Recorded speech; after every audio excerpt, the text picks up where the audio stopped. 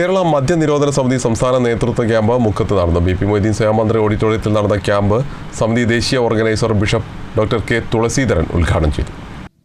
മദ്യവും മയക്കുമരുന്നുമടക്കമുള്ള ലഹരിയുടെ വ്യാപനം മനുഷ്യ സമൂഹത്തെയാകെ നാശത്തിലേക്ക് നയിക്കുന്നതിനാൽ ഈ മഹാവിപത്തിനെതിരെ ശക്തമായ ബോധവൽക്കരണ പ്രതിരോധ നടപടികൾ അനിവാര്യമാണെന്ന് കേരള മദ്യനിരോധന സമിതിയുടെ മുക്കത്ത് നടന്ന സംസ്ഥാന നേതൃ ക്യാമ്പ് ആവശ്യപ്പെട്ടു.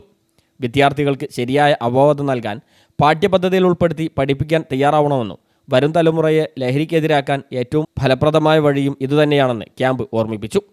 ബി പി മൊയ്തീൻ സേവാമന്ത്രി ഓഡിറ്റോറിയത്തിൽ നടന്ന ക്യാമ്പ് സമിതി ദേശീയ organiser bishop doctor K Thulaseedharan ഉദ്ഘാടനം ചെയ്തു. പോലീസ് മർദ്ദനങ്ങളൊന്നും മനുഷ്യനെ മാറ്റാറില്ല.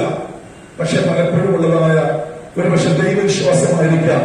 ഏത് മതത്തിലുള്ളതായിരുന്നാലും സൽപ്രവർത്തിച്ച് പറയുന്ന എല്ലാ മതങ്ങളും അതിന് നമ്മുടെ കുട്ടികൾക്ക് ഒരു അവയർനെസ് കൊടുക്കുക, ഒരു ബോധവൽക്കരണം കൊടുക്കാൻ കഴിഞ്ഞാൽ ഞാനുള്ള വെല്ലുവിളിച്ച് പറയുന്നു, ഈ സമൂഹത്തിൽ സമൂലമായ മാറ്റം കൊണ്ടുവരുവാൻ എനിക്കും നിങ്ങൾക്കും കഴിയുന്ന സത്യമായ ഒരു യാഥാർത്ഥ്യമാണ്.